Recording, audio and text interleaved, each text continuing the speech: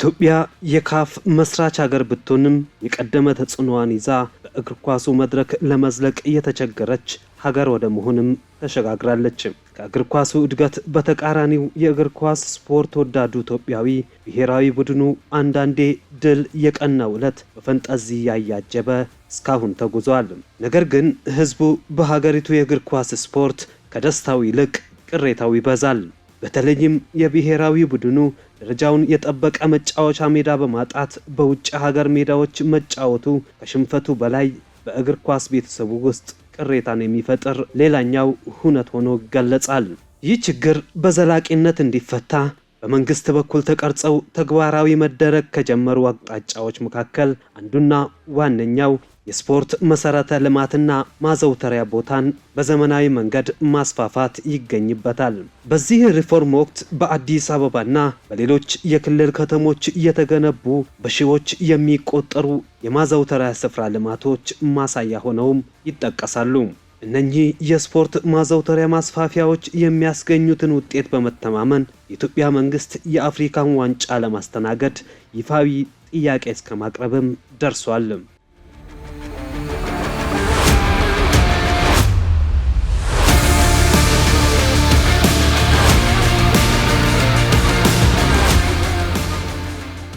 በ2017 ጥቅምት ወር ላይ በኢትዮጵያ በተካሄደው የካፍ መደበኛ ጉባኤ መድረክ ጠቅላይ ሚኒስትር ዶክተር አብይ አህመድ ኢትዮጵያ ለአፍሪካ እግር ኳስ መሰረት የጣለች ሀገር ብትሆንም በነበሩ የተለያዩ ችግሮች ስፖርቱ በሚገባው ደረጃ አለማደጉን እንዲሁም ሀገሪቱ የተለያዩ የኢኮኖሚና ፖለቲካዊ ሪፎርሞች እያካሄደች በመሆኑ አሁን ላይ በስፖርቱ በተለይም በእግር ኳሱ ዘርፍ የሚታዩ ችግሮችን ለመቅረፍ የመሰረተ ልማት ማሻሻያዎችና ተያያዥ የለውጥ ስራዎች እየተከናወኑ መሆናቸውንና ሀገሪቱ በ2029 የሚካሄደውን የአፍሪካ ዋንጫ የማዘጋጀት አቅም እንዳላት ጠቅላይ ሚኒስትሩ ገልጸው በዚሁ ጊዜ የሚካሄደውን የአፍሪካ ዋንጫ ኢትዮጵያ እንድታዘጋጅ ይፋዊ ጥያቄ አቅርበዋል። በወቅቱ የካፍ ፕሬዝዳንት ፓትሪስ ሞትሴፔ ከ24ኛው የካፍ መደበኛ ጉባኤ መጠናቀቅ በኋላ በሰጡት ጋዜጣዊ መግለጫ ኢትዮጵያ የካፍ መስራች ሀገር ሆና ለረጅም ዓመት ውድድሩን አላዘጋጀችም። ይህ መሆን አልነበረበትም። አሁን ጊዜው ጥሩ ይመስለኛል። ኢትዮጵያ ያሰበችውን የማሳካት አቅም እንዳላት አምናለሁ ብለው በጎ ምላሽ እንዳለ ጠቅመውም ነበር።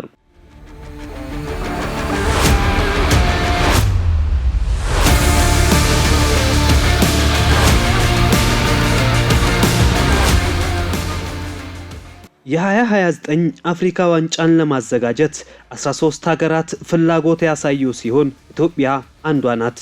ለዚህም ዝግጅት እያደረገች ትገኛለች።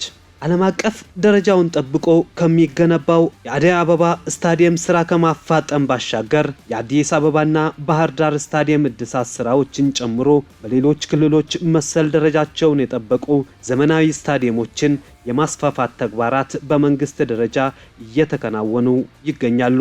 በኢትዮጵያ በልማቱ ስራ በህብረት በሰላሙ ዘርፍ በአርአያነት ከሚታወቁ የኢትዮጵያ ክፍሎች አንዱ የሆነው በደቡብ ኢትዮጵያ ክልል የሚገኘው የጋሞ ዞንም ይህንን ሀገራዊ ተልዕኮ እውን እንዲሆን ቀድሞ ወደ ስራ የገባ የህብረተሰብ ክፍል ነው። በደቡብ ኢትዮጵያ ክልል ርዕሰ መስተዳደር አቶ ጥላሁን ከበደ ሐሳብ አመንጭነት የ1000 ብር ፕሮጀክት በሚል ስያሜ መሰረት ተጥሎለት የተጀመረው የአርባ ምንጭ ዓለም አቀፍ ስታዲየም ግንባታ ከጅማሬው አንስቶ የህብረተሰብ ተሳትፎ ያልተለየው የስታዲየሙ ግንባታ በአጭር ጊዜ ውስጥ ተጠናቆ ወደ ስራ እንዲገባ ርብርብ የተደረገበት ይገኛል።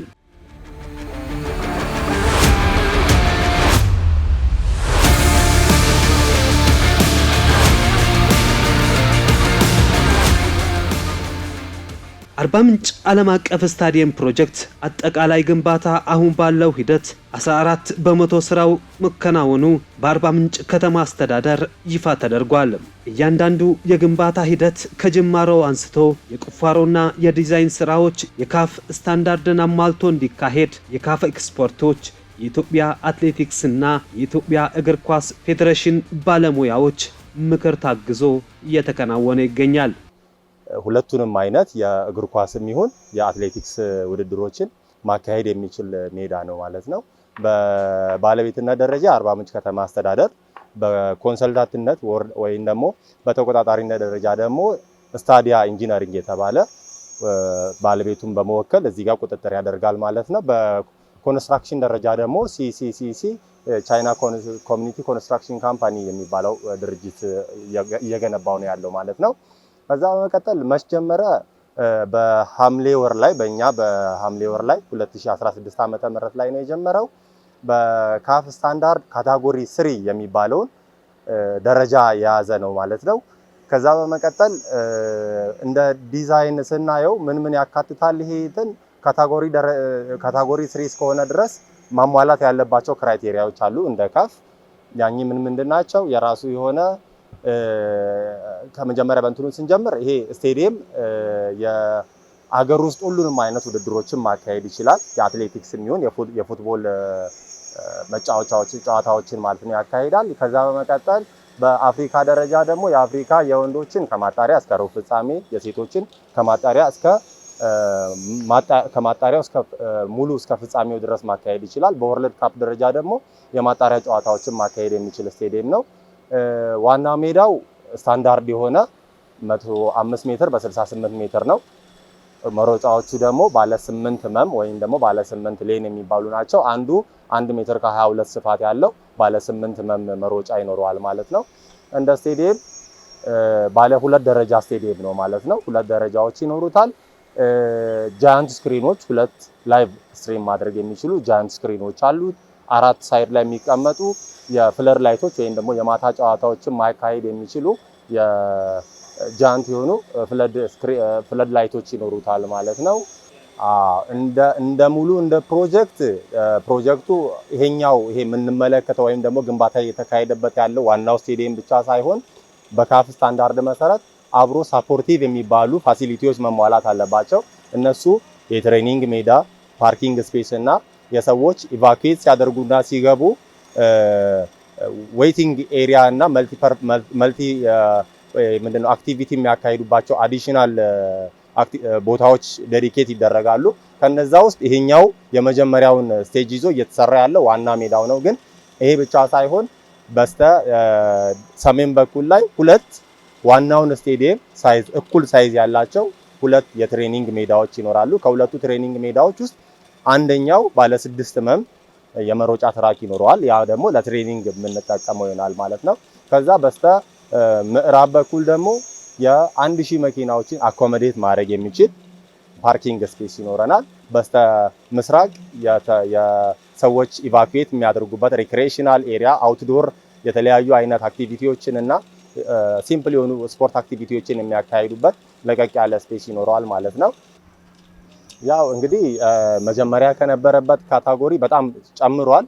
ካፓሲቲው ሙሉ ለሙሉ ጨምሯል።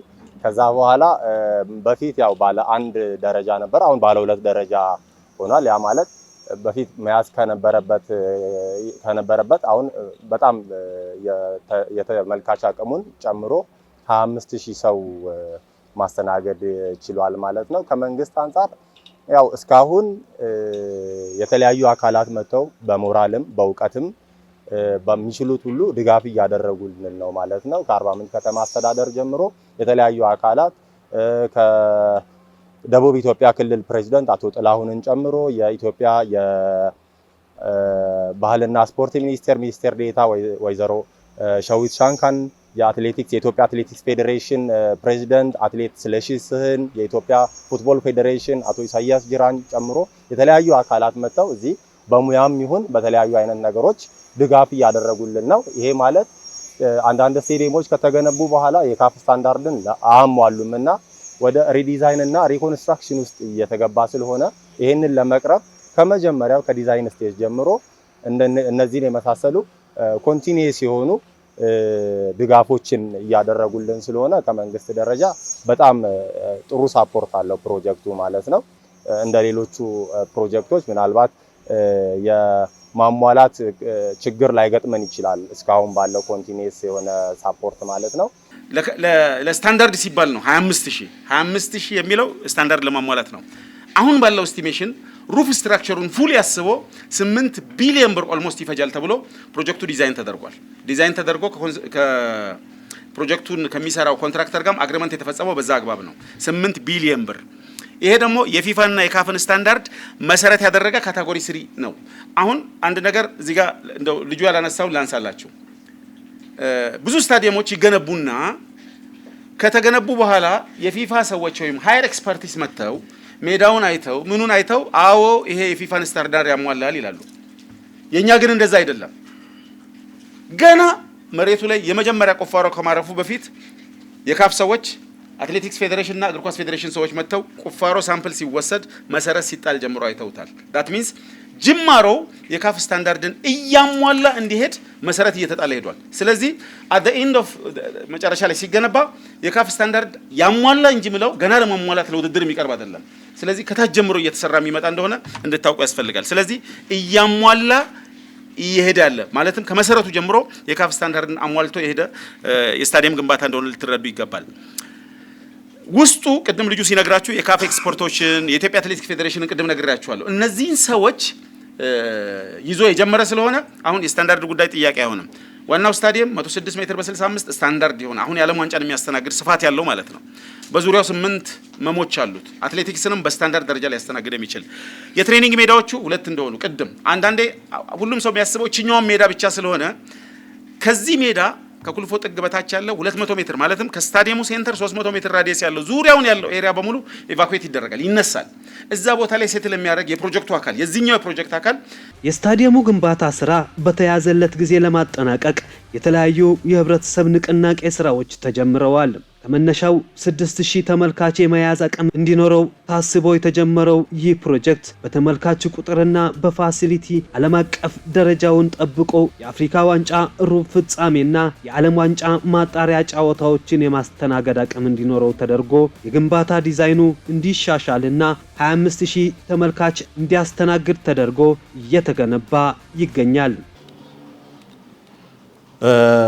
እንግዲህ በመንግስትና በህዝብ ከተማ ውስጥ ከሚሰሩ ትላልቅ ሜጋ ፕሮጀክቶች አንዱ የሆነው በተለይም እንደ አባይ ግድባችን በህዝቡ ጉልበት ብቻ የሚገነባው ትልቁ የአርባ ምንጭ ኢንተርናሽናል ስቴዲየማችን በጣም ግዙፍ ትልቅ ፕሮጀክት ነው።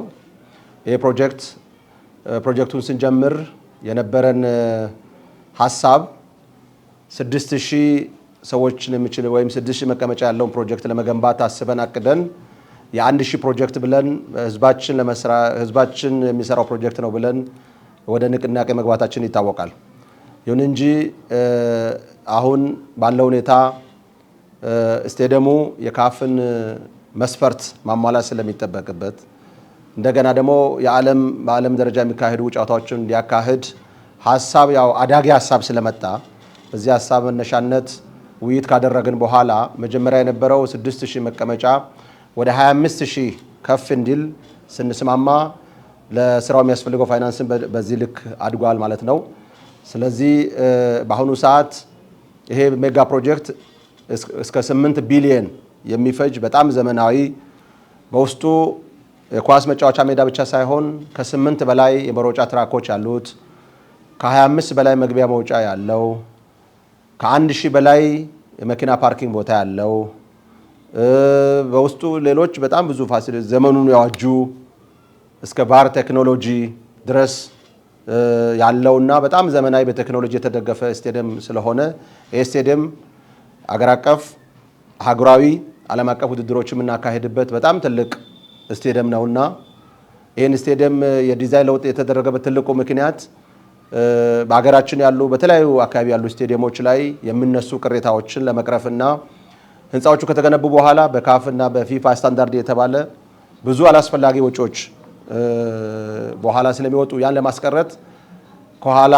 ስለመጣን ሀሳብ እንደመጣ የሌት ካሜራ አድቫንቴጅ ለመጠቀም ተብሎ ልምድ በመውሰድ በመቀመር በጣም የተጠና ታላቅ ፕሮጀክታችን ነው። ፕሮጀክቱ የሚያልቀው በ2 ዓመት ብቻ ነው።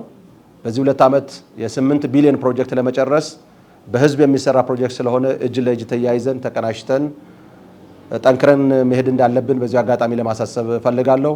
እስካሁን ባለው አፈጻጸም ፕሮጀክቱ ከተጀመረ ገና በ8 ወር ውስጥ ከ14% በላይ ፕሮጀክቱ የተጠናቀቀ ሲሆን ቀሪ ስራዎች በተያዙለት ጊዜ እንዲጠናቀቅ ሁሉም ኢትዮጵያውያን አገር ውስጥም ከሀገር ውጭም ያሉ የአካባቢ ተወላጆች፣ ዲያስፖራዎች፣ የንግዱ ማህበረሰብ፣ የመላው ዞናችን፣ የክልላችን፣ የከተማችን ህዝቦች በዚህ ጉዳይ ላይ አሻራቸውን እንዲያሳርፉ በዚህ አጋጣሚ በከተማ አስተዳደሩ ስም ጥሪዬን አቀርባለሁ። አመሰግናለሁ። በከተማችን ያሉ ህብረተሰቦችና በጋሞ ዞን ሁሉም መዋቅር ያሉ ህብረተሰቡን በማስተባበር የዞናችን ላይ ወደ 3 ሚሊዮን የሚጠጋ ህብረተሰብ አለ። ይህ ህብረተሰብ አንዳንድ ሺህ ብር ቢያዋጣ 3 ቢሊዮን የሚሆን ገንዘብ ማሰባሰብ እንችላለን። ከዚህ ውስጥ ግን 2 ሚሊዮኑን ቢያዋጣ 2 ቢሊዮን ብር ማግኘት እንችላለን በሚል ስሜት ፕሮጀክቱ ከተማ አስተዳደሩ አስጀምሮታል። ሲጀመር ፕሮጀክቱ በመጀመሪያ አካባቢ ወደ 1.2 ቢሊዮን ብር ነበረ። ከዛ የስቴዲየሙ ዲዛይንም ይዘትም ህዝብን የሚይዘው ይዘትም መቀየር አለበት በሚል ድጋሚ ጥናት ተጠንቶ ዲዛይን ተጠንቶ ስራው አግሪመንቱ ከቻይናው ሲሲሲሲ ከሚባል ድርጅት ጋር ውለታ ተገብቶ ስታዲያ የሚባል አማካሪ ድርጅት ስራውን አስጀምሮ በጥሩ ሁኔታ እየተከደ ነው ያለው። ይሄ ሲታይ በአገር አቀፍ ደረጃ በውጭ ሀገርም ያሉትን የአካባቢያችን ህብረተሰቦችን በማስተባበር ስቴዲየማችን እንገነባለን ተብሎ በክልሉ ርዕሰ መስተዳድር ጭምር ኢኒሼቲቭ ተይዞ በዞን ደረጃ ኮሚቴ በተለያዩ ክልል ማዕከላት ያሉ ኮሚቴ አሳይን ተደርጎ ስራው ተጀምሯል። ይሄ ስራ ሲጀመር በዞን ብቻ የሚገባ ሳይሆን የጋሞ ዞንና አካባቢያን በሚደግፉ ህብረተሰቦች ሁሉን ባሳተፈ መላው ኢትዮጵያውያን ባሳተፈ መልኩ እንገነባለን ብለን ነው እንትን ያለው።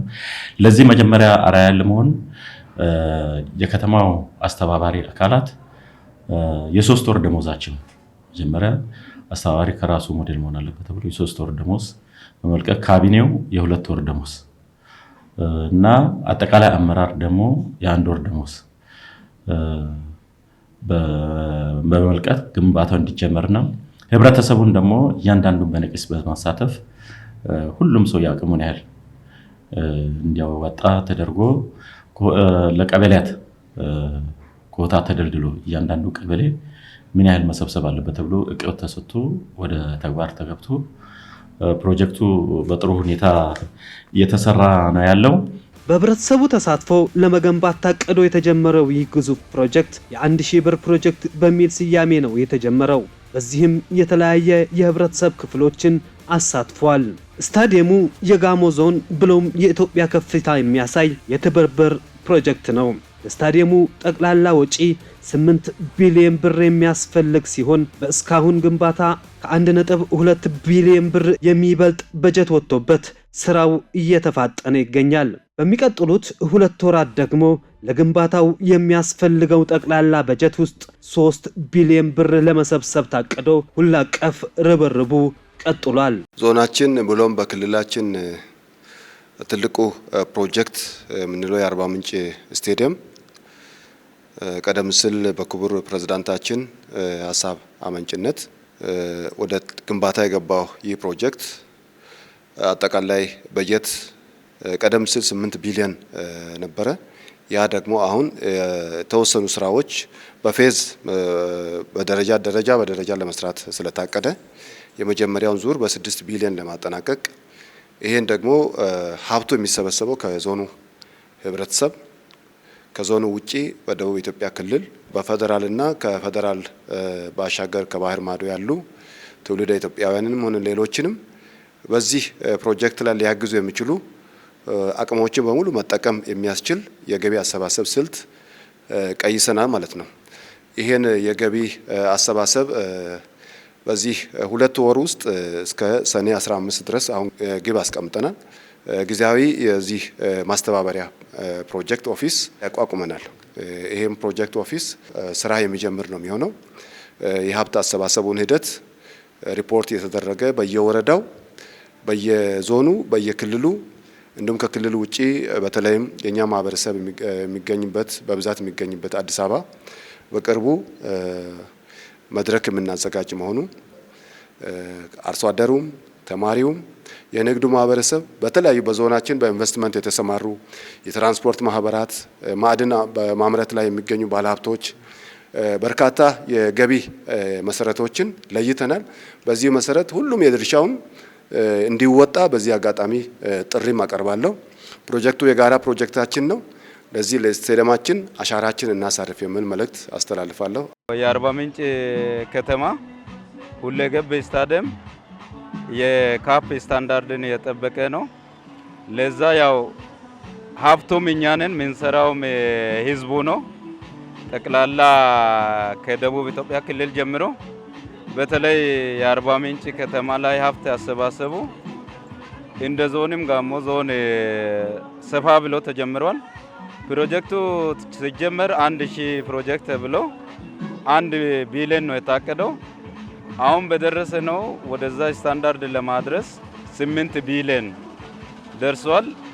ይሄን የ1000 ፕሮጀክትን ወደ 8000 ከፍ ነው የምናደርገውና ይሄን ለማድረግ ያው ከአንድ ቀን ህፃን ጀምሮ የዚህ ፕሮጀክት አሻራውን ማያስቀምጥ የለም ነው ብለን እንደ ከተማ አስተዳደር በአብይ ኮሚቴ ተጀምሯል።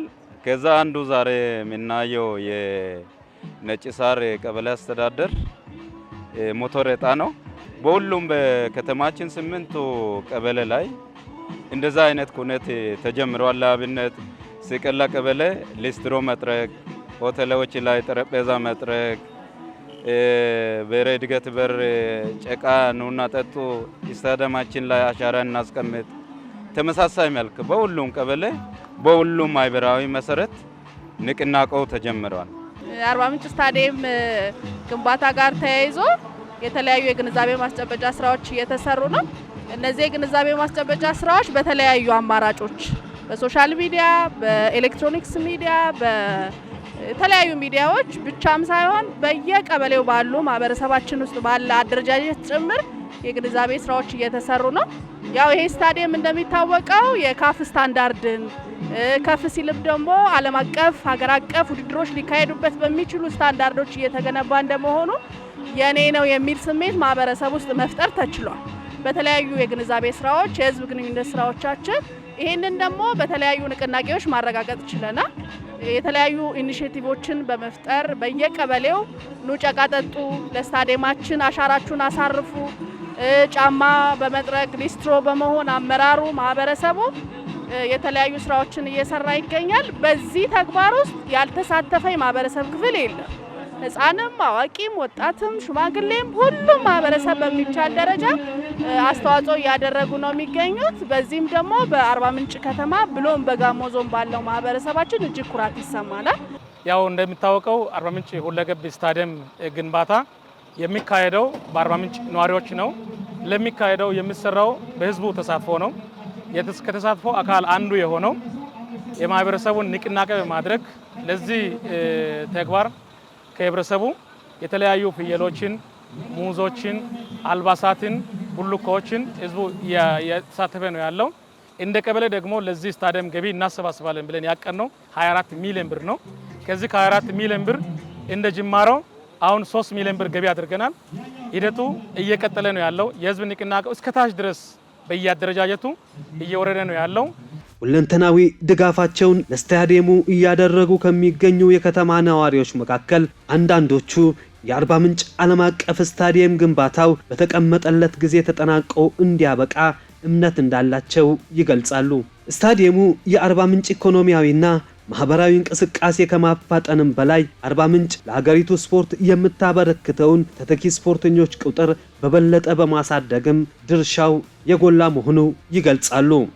ስታዲየማችን ያው ብዙ ጊዜ እንግዲህ ከአርባ ምንጭ በምን አይነት ሁኔታ ከጨርቃ ጨርቅ ጀምሮ ያው ብዙ ተጫዋቾችን ያፈለቀ ከተማ ነው።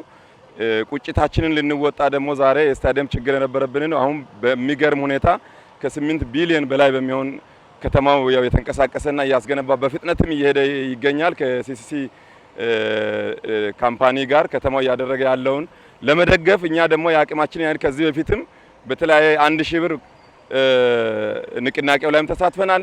ከዛም ባለፈ በድርጅታችን በግለሰብ ደረጃም ሌላ የተሻለም አስተዋጽኦ አድርገናል። ዛሬ ደግሞ ከተማው በሚያደርገው አስተዋጽኦና ቀበሌያችን ነጭ ሳር ቀበሌ ዛሬ ባዘጋጀው ኩነት ላይ የሞተር እጣ ቆርጠን ድጋፍ ለስታዲየሙ ለማድረግ ያው የተንቀሳቀስን ያለነው። ያው እኔም 5 እጣ ቆርጫለሁ። ዋናው ያው እጣው እንዲደርሰኝ ሞተሩ እንዲደርሰኝ ሳይሆን ተሳትፎና ስታዲየማችን አንቀሳቅሰን ህዝባችንን አንቀሳቅሰን ስታዲየማችንን ገምተን ለመጨረስ በምናደርገው ከተማው በሚያደርገው አስተዋጽኦ ላይ ለመሳተፍ ነው በዋናነት። ለስታዲየሙ ከዚህ በፊትም አስተዋጽኦ እያደረኩ ነው የቆየሁት። በመኪናው ዙሪያም በኔ መኪናም ዙሪያ አስተዋጽኦ እያደረኩ ነው። ሁሌም ይሳተፋለሁ። በየትኛውም አይነት ተሳትፎ እየተሳተፍኩ ነው ያለሁትም። ከዚህ ቀጥሎ ባለው ነገር እጃችን ለመዘርጋት ዝግጁ ነን።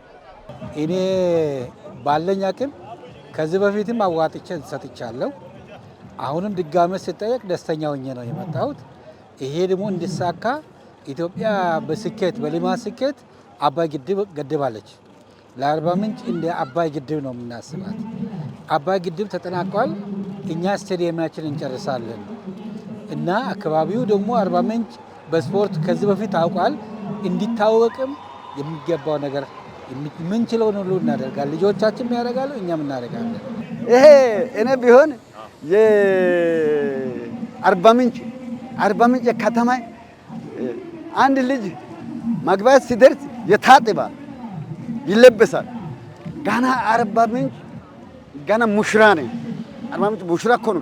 ገና ሙሽራ ነኝ፣ አልተነካም። የብልጽግና መንግስት ገና ነው። እንሰጣለን፣ እንገባለን። የንግዱ ማህበረሰብ እያደረገ ያለው አስተዋጽኦ ተስፋ ሰጪና ስታዲየሙ በተያያዘለት ጊዜ ለማጠናቀቅ በተጀመረው መንገድ ያለውን አንድነትና ተግባቦት የሚያመላክት ነው። ይህም አርባ ምንጭ ሁለገብ ስታዲየም ግንባታ እውን እንዲሆን ትልቅ መነቃቃት እየፈጠረ ይገኛል። ዛሬ እዚህ መተን አጠቃላይ ነጋዴውም የድርሻ አካላትም ሁሉ በተገኙበት እዚህ ያየነው ነገር እጅግ በጣም ደስ ብሎናል። እጅግ በጣም ደስተኞች ነን። አይተን ደስ ብሎናል። ዛሬ እዛ ሄዳችሁ ስታዲየም ገብታችሁ ታያላችሁ፣ ትመለከታላችሁ በሚል መጣን።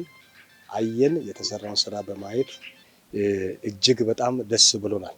ሰውን በጣም ያነሳሳ ለሁሉም ነገር እንግዲህ ሰው ሲያይ ላየው ነገር ደግሞ ምላሽ ይሰጣልና ላየነው ነገር በጣም ደስተኞች ነን። በጣም ደስ ብሎናል። አሁን የምንገኘው የአርባ ምንጭ የጋሞ ዞን ሁለገብ ስታዲየም ግቢ ውስጥ ነው። እንደ ዜጋ መጥቼ ስታዲየሙን ስጎበኝ በጣም ደስ ብሎኛል። ከዚህ በፊት በርቀት ነበር ማየው። አሁን ግን ደስ የሚል አይነት ስሜት ውስጥ ነው የገባሁት። ደስ የሚል ነገር ነው ያለው። እንደ ነጋዴ ቤተሰብ የሚገባችንን አሻራችን ለስታዲየማችን በሚል መርህ ነው የመጣ ነውና ደስ የሚል ነው። የመጣንበት ዋና ዓላማ እንግዲህ በአርባ ምንጭ ሁለገብ ስቴዲየም የግንባታ ሂደት ያለበትን ደረጃ ጉብኝት ለማድረግ ነው መጣ ነው። እንግዲህ ይሄ ፕሮጀክት ማለት በጋሞ ዞን መንግስት የተጀመረው ትልቁ ሜጋ ፕሮጀክታችን ነው። ያው በስፖርቱ ዘርፍ ትልቅ እምቅ ሀብት ያለ አካባቢ ነው።